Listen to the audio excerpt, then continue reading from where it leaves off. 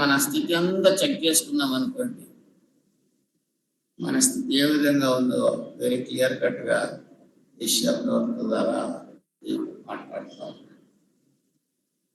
కాబట్టి అలాంటి వారిని, జ్ఞానులను సిగ్గుపరచుటకు అజ్ఞానులను ఆయన ఏర్పరచుకున్నాడు, బలవంతులను సిగ్గుపరచుటకు బలహీనమైన వారిని ఏర్పరచుకున్నాడు, ఎన్నికైన వారిని వ్యర్థపరచుటకు ఆయన ఎన్నికలేని వారిని ఆయన ఏర్పరచుకున్నాడు.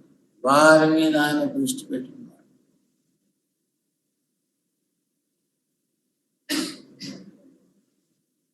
పౌలు గారు తన యొక్క పత్రికలో, ఎఫెసీయులకు రాసిన పత్రికలో ఆయన అంటున్నాడు, ఆయనను మనము దూరస్థులమైన మీరు ఇప్పుడు క్రీస్తు చేసినందుకు, క్రీస్తు రక్తము వలన సమీపస్థులై ఉన్నారు. You have come to near. ఒకప్పుడు ఎక్కడో ఉన్నాం, వెరీ ఫార్ అవే, చాలా దూరంలో ఉన్నాం దేవునికి. ఇప్పుడు క్రీస్తు యేసు వలన, క్రీస్తు యేసు రక్తము ద్వారా మనము వచ్చేసాం. ఎక్కడికి వచ్చామండి? వాళ్ళ దగ్గరికి వచ్చేసాం. ఒకప్పుడు మన పాత జీవితంలో ఈ సమయంలో మనం ఎక్కడ ఉండేవాళ్ళం? హోటల్లో ఉండేవాళ్ళం. నా ఉద్దేశంలో, నా ప్రకారం అయితే మార్నింగ్ షో ఎక్కడుందో చూసుకుని ఆ షోకి వెళ్ళేవాడిని. మార్నింగ్ షో ఫస్ట్ షో వేస్తారు 9 o'clock 10 o'clock ఉంటుంది. మ్యాట్నీ కాదు, మ్యాట్నీ అంటే మధ్యాహ్నం వేసి. ఒకప్పుడు అంత దూరస్థులమై ఉన్నాం, ఇప్పుడు సమీపస్థులమై వచ్చేసాం. ఎంత చేయందుకుంటే ముట్టుకునేంత బాగా వచ్చేసాం ఆయన దగ్గరికి, చేయి చాపుతే ముట్టుకున్నాం. కాబట్టి ఈ యొక్క స్థితిని మనకి ఇచ్చిన దాన్ని బట్టి మనము ఆయన జ్ఞాపకం చేసుకోవాల్సిన వారని. మరి ఈ యొక్క సమయంలో మరి మీకు ఒక పాటను కూడా నేను ఒక చరణం పాడి వినిపించాలని నేను ఆశపడుతున్నాను. టైం మరి నాకు ఎంత తెలియదు కానీ దగ్గర టైం ఉందా? ఒక 10 నిమిషం, 5 నిమిషాలు. సరే, మనకు బాగా మంచి పాట అంటే ఇది, చాలా బాగా సాగు పాడుకుంటాము. ఒకసారి జ్ఞాపకం చేస్తాను. మహాగణుడు, మహోన్నతుడు, పరిశుద్ధుడు, నిత్య నివాసి, మా సామర్థ్యము, పునరుద్ధరణము, మా జీవము, మా రక్షణ మహాగణుడు, మహోన్నతుడు, పరిశుద్ధుడు, నివాసి, ఉన్నత పరిశుద్ధ స్థలములలో నివసించువాడు పరిశుద్ధుడు. ఉన్నత పరిశుద్ధ స్థలములలో నివసించువాడు పరిశుద్ధుడు. అయినను నలిగిన వినయపు దీన మనసులో నివసించును, జీవించును. అయినను నలిగిన వినయపు దీన మనసులో నివసించును, జీవించును. మహాగణుడు, మహోన్నతుడు, పరిశుద్ధుడు, నివాసి.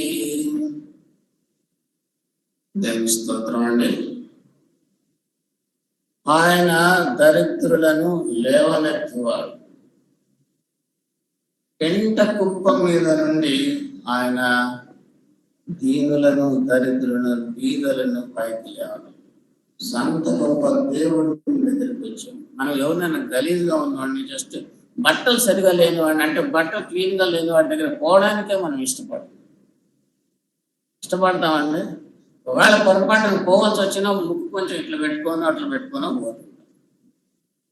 అవునా? ఎందుకో స్మెల్ కూడా వస్తుంది, చూడ్డానికి అసహ్యం, వాసన, దుర్గంధం. అలాంటి వారిని కీర్తనకారుడు 113వ అధ్యాయంలో అంటాడు, ఆయన నేల నుండి దరిద్రులను లేవనెత్తువాడు, పెంట కుప్ప మీద నుండి బీదలను పైకి ఎత్తువాడు.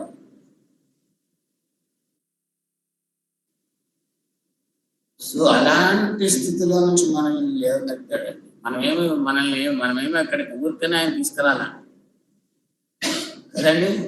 సో ఆయన మనం తీసుకొచ్చేదానికి ఆయన ఎంత ప్రయాసపడ్డాడో, ఎంత శ్రమ పడ్డాడో, ఎంత బాధపడ్డాడో, ఎంత కఠినమైన యొక్క పరిస్థితిని ఎదుర్కొన్నాడో అది మనం జ్ఞాపకం చేసుకోవాల్సిన వారంగా ఉంటున్నాం.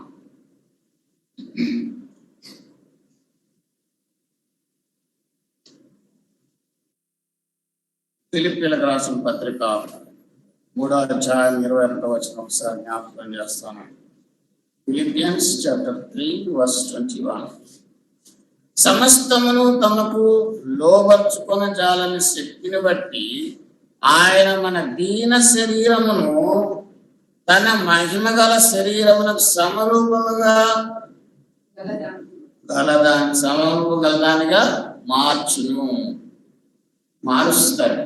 ఇంకా మనం మార్చబడలేము. మనం ఇంకా ఈ యొక్క దీన శరీరంలోనే ఉన్నాము. ఆయన మనము పునరుద్ధానమైనప్పుడు ప్రభు దగ్గరికి వెళ్ళేటప్పుడు మనము ఈ దీన శరీరము నుండి తన మహిమ శరీరము సమరూపము గలదానిగా మన శరీరాన్ని ఆయన మారుస్తాడు. ఇది మన యొక్క నిరీక్షణ, ఇది మన యొక్క హోప్. సో మనకిచ్చే ధన్యత అదే, గొప్ప ఆధిక్యత అదే. ఈ లోకంలో మనల్ని లేవనెత్తుతాడు. అంతేకాకుండా మన దీన శరీరమును ఆయన తన మహిమ శరీరంతో సమరూపమైన దానిగా ఆయన మార్చేవాడుగా ఉంటున్నాడు. సో దాన్ని బట్టి ఇవాళ మనం ఆరాధించుకోవాల్సిన వారంగా ఉంటున్నాం. ఒకప్పుడు ఆయన ఎరగని వారంగాను, మరి ఆయన ప్రజలుగా ఉండని వారంగా అయినప్పటికీ కూడా ఇప్పుడు కనికరింపబడి ఆయన ప్రజలుగా అయి ఉంటున్నాం. సో కనికరింపబడి మరి ఈరోజు మనం వచ్చింటున్నాం. కాబట్టి మరి కీర్తనకారుడు చెప్పినట్టుగా విరిగి నలిగిన మనస్సు దేవునికి ఇష్టమైన బలు. విరిగి నలిగిన హృదయము దేవుడు అలక్ష్యం చేయడు. దీన మనస్సు గలవారిని, దీనులను ఆయన అలక్ష్యం చేయవాడిగా ఉంటున్నాడు. కాబట్టి మనం జ్ఞాపకం పెట్టుకుందాం.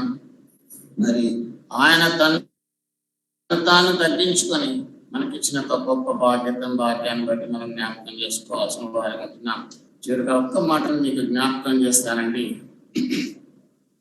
కీర్తన గ్రంథము 136వ అధ్యాయం, Psalms 136 verse 23 and 24. మనము దీన దశలో ఉన్నప్పుడు ఆయన మనలను జ్ఞాపకం, మనం ఏ విధంగా ఉన్నాడు, మన స్థితి దీన స్థితిలో ఉన్నప్పుడు, నలిగిన స్థితిలో ఉన్నప్పుడు, బాధల్లో ఉన్నప్పుడు, శ్రమలో ఉన్నప్పుడు, కష్టంలో ఉన్నప్పుడు, మరి అంతా అయిపోయింది ఇంకా ఎండ్ అనుకున్న సమయంలో, నలిగిపోయిన స్థితిలో, నలిగిన హృదయాలతో బాధలో శ్రమలో ఉన్నప్పుడు, లేకపోతే ఒక పరిస్థితిలో ఉన్నప్పుడు ఆయన మనల్ని జ్ఞాపకం చేసుకునేవాడైతున్నాడు. నెక్స్ట్, ఆయన కృప నిరంతరం ఉండెను, మన శత్రువుల చేతిలో నుండి మనలను విడిపించెను. ఆయన కృప నిరంతరం ఉండెను. ఆయన మనల్ని జ్ఞాపకం చేసుకున్నాడు, మనల్ని విడిపించాడు. ఇక్కడ రెండు మాటలు మనం జ్ఞాపకం చేసుకోవాలండి. ఆయన మొదటిగా ఆయన మనల్ని జ్ఞాపకం చేసుకున్నాడు, రెండవదిగా మనల్ని విడిపించున్నాడు. సో ఈ పల్ల దాన్ని జ్ఞాపకం చేస్తా ఉంది, ఆ అనుభవాన్ని మనకి జ్ఞాపకం చేస్తా ఉంది, ఆ పరిస్థితిని మనకు జ్ఞాపకం చేస్తా ఉంది. కాబట్టి పల్ల దగ్గరకు వచ్చినప్పుడు మనం ఆరాధించుకునే ముందు మరి మనకిచ్చిన గొప్ప భాగ్యాన్ని జ్ఞాపకం చేసుకుంటూ ఆత్మతో సత్యంతో మనము ఆరాధించుకుంటాం. ఆన్లైన్లో వాళ్ళు కూడా మరి వారి ఇళ్ళ గృహాల్లో మరి ఆరాధన చేసుకుంటారు.